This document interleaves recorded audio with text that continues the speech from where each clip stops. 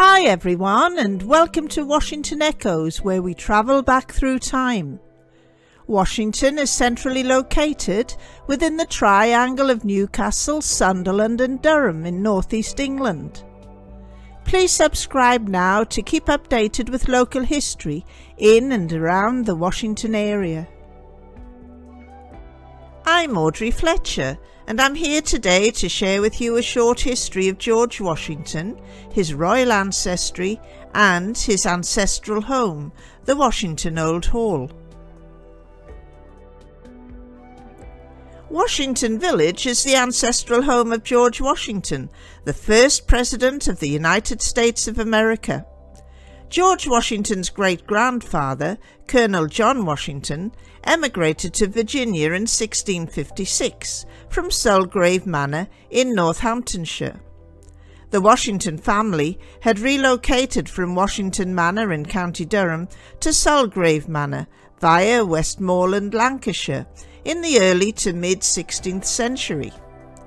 The Washington family name was acquired sometime before 1183, when William de Hartburn, a father of four, assumed tenancy of the Manor of Washington from the Bishop of Durham at a cost of £4 per year. This was in exchange for the township of Hartburn at Stockton-on-Tees. The rest is history.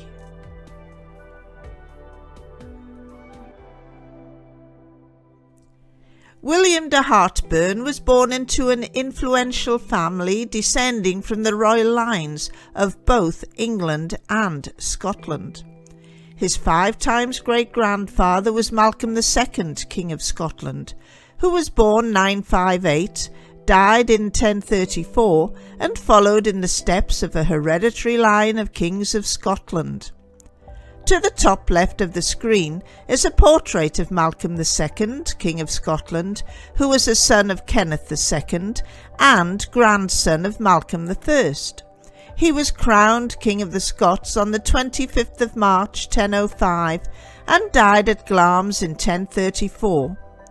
He was the 23 times great-grandfather of George Washington. William de Hartburn's 4 times great-grandmother was Bethoc, Queen of Scotland. Daughter of Malcolm II, she was born in Angus in 984 and married Crinan the Thane. He was born in 975 and died in battle in 1045 in Dunkeld, Scotland. They had 2 children, Duncan I of Scotland and Maldred, Lord of Carlisle and Allerdale. William de Hartburn's 3 times great-grandmother was Edith, daughter of Earl Uchtred and granddaughter of King Ethelred the Unready, King of the English. Edith married William's 3 times great-grandfather Maldred, who was Lord of Carlisle and Allerdale and King of the Cumbrians. Born around 1015 at Dunbar, the son of Crinan the Thane and Bethoc, Queen of Scotland, he was slain in battle in 1045 at Dunkeld alongside his father.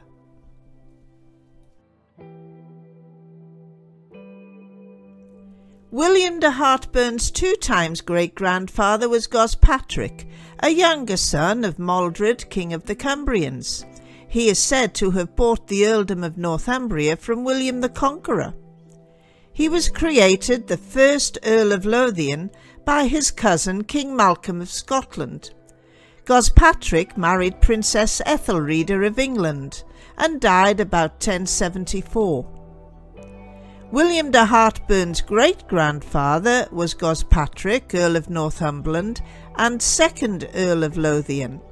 A younger son, born about 1073, he died in August 1138 in the Battle of the Standard at Cowton Moor near Northallerton in Yorkshire. William de Hartburn's grandfather, also named Gospatrick, was the Earl of Northumberland and 3rd Earl of Lothian.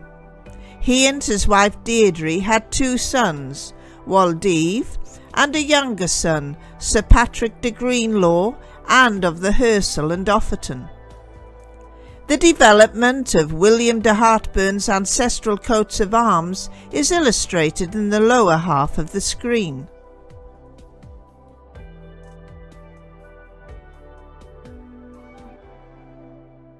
William de Heartburn's father was Sir Patrick Dunbar de Greenlaw, and of the Hersal and Offerton. He was born before 1136, a younger son of Gospatrick, 3rd Earl of Lothian Dunbar. Sir Patrick inherited the estate of Hersal and lands at Greenlaw from his mother, the Countess Deirdre. Today, Le Hersal is the seat of the Earls of Hume.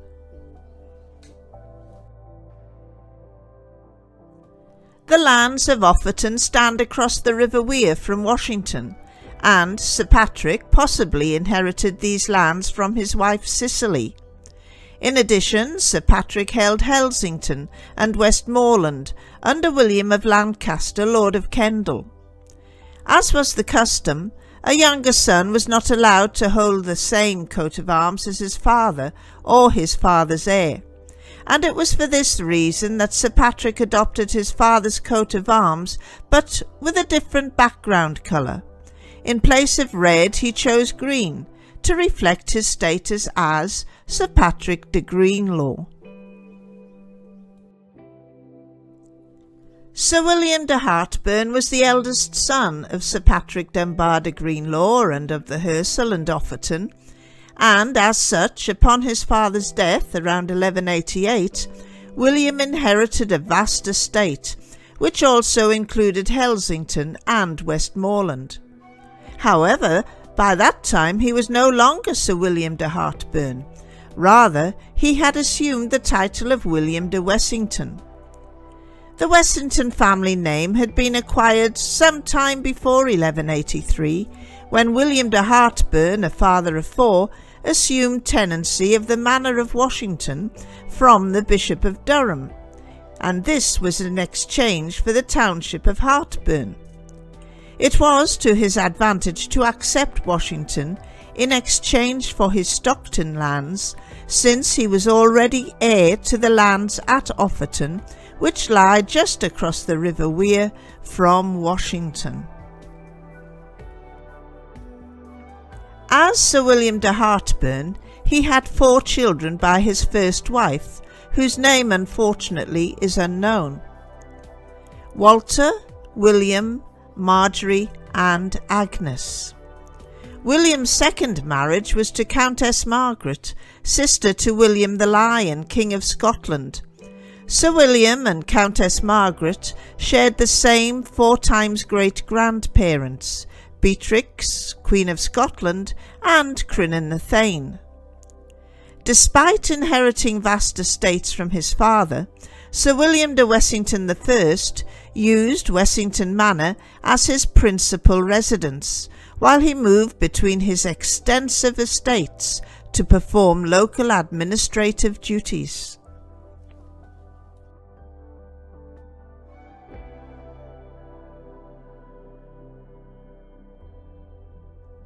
William de Wessington I adopted his father's coat of arms of a lion rampant with a green background.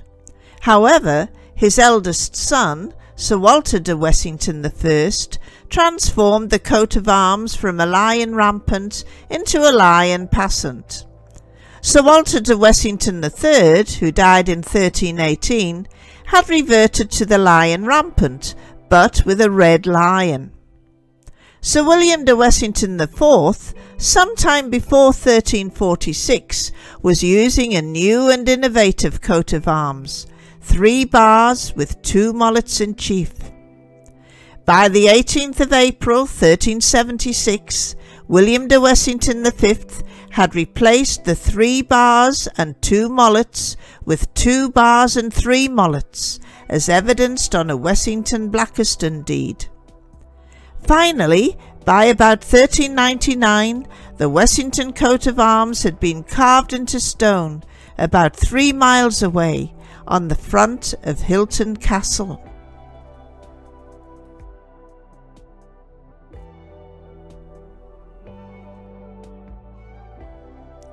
The original Washington Manor House, the ancestral home of George Washington, was probably built of timber and infilled with wattle and daub. Evidence shows that this was later replaced by a new manor house, which was built of stone in the distinctive shape of the letter H. This is confirmed by the original foundations, which are preserved in the current 17th century Washington Old Hall.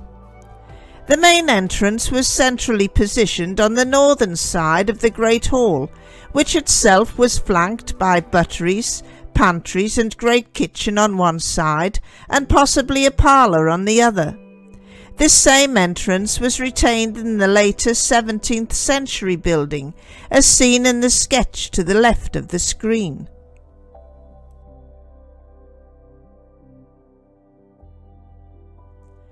Not surprisingly, the stone manor house was in the Norman architectural style, as evidenced by the original stone archways between the Great Hall and the kitchen. The parlour was on the opposite side of the Great Hall to the kitchen, and the bedrooms were upstairs. The Norman manor house, possibly built by William de Wessington I, was both inherited and inhabited by his direct male descendants and their families, until the death of his 4 times great-grandson, Sir William de Wessington V in 1399. Unfortunately, he did not have a male heir. The property passed into the hands of the Tempest family when Sir William's daughter Eleanor married Sir William Tempest, a relative from Yorkshire. However, Sir William Tempest also died without leaving a male heir, and so the Washington Manor then passed into the hands of the Mallory family through the female line. However, the Washington line continued. George Washington was descended from the original William de Wessington I. William de Wessington's grandson was William de Wessington III. A younger son of William de Wessington III, Robert de Wessington, married Joan de Strickland in 1292. She was heiress to Carnforth in Wharton, Lancashire. It is from this union that George Washington, the first President of the United States, was descended.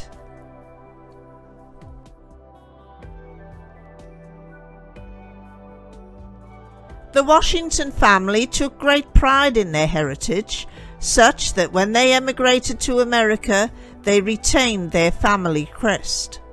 Surely it is more than a coincidence that during the American War of Independence, it was the Washington coat of arms which was adopted as the basis for the American flag. Indeed, it is believed that Betsy Ross, who attended the same church as George Washington, and whose uncle served with George Washington, sewed the first American flag with stars and stripes in May 1776 from a pencil sketch drawn by George Washington. During the American Revolutionary War, also known as the American War of Independence, American patriots in the 13 colonies defeated the British, thereby gaining their independence from British rule and establishing the United States of America. The war had come about because the British Parliament had wanted to heavily tax the 13 colonies. However, the 13 colonies rejected this demand, proclaiming no taxation without representation, as they had no representatives in the British Parliament. It was General George Washington who led the Patriot forces to victory and became one of the founding fathers who united the 13 colonies and built a new government based upon Republican principles. George Washington was elected and served as the first President of the United States from 1789 to 1797.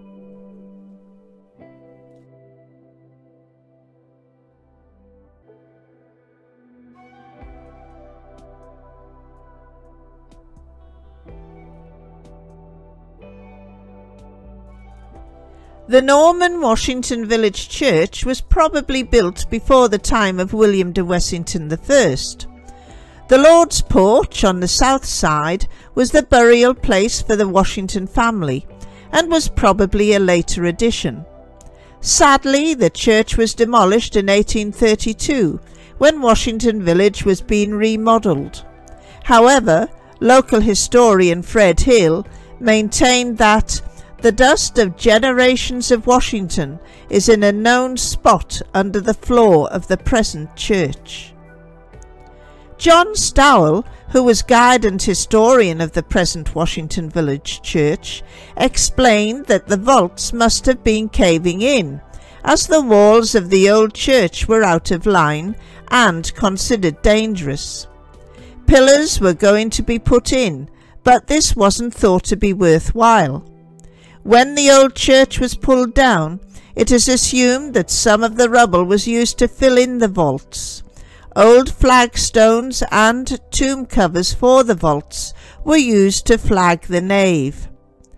The photograph below, taken by John Stowell, was of the Washington corner in the present church.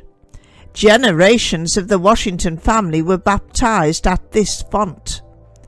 Unfortunately, the Washington corner has now been dismantled since the reorganization of the layout in the present church, with complete disregard to our Washington heritage. As the years slipped by, the needs and circumstances of the owners of the Washington Manor changed, and the manor house was let out to tenants in the 1700s. Gradually, the building deteriorated, with the result that by 1894 it was described as an interesting old building, now fast falling into decay and at present divided into tenement of the poorest description. The final blow came in 1936, when the building was condemned as unfit and unsafe for human habitation. It was to be demolished.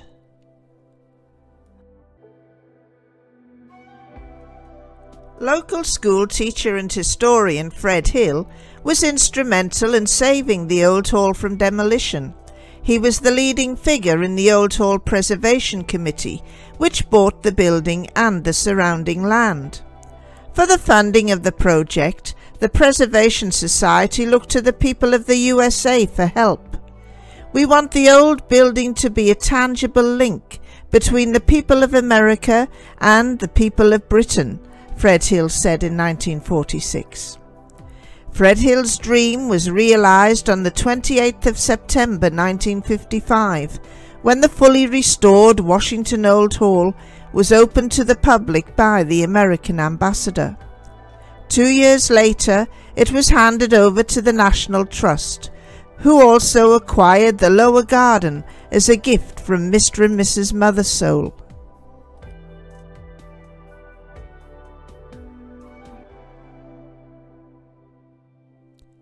The celebration of American Independence Day is an annual event at the Washington Old Hall, and I have included a medley of photographs that I have taken over a period of 30 years. I wonder, do you recognize anyone?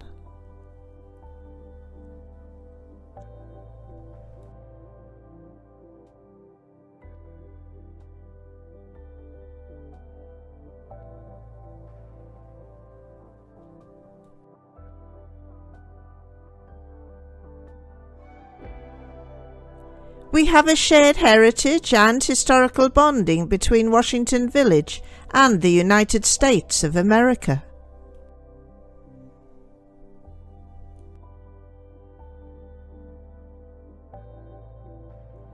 Well everyone, I hope that you have enjoyed this presentation and subscribed to my channel. I look forward to sharing my continued research into Washington history with you in my next video. Bye for now.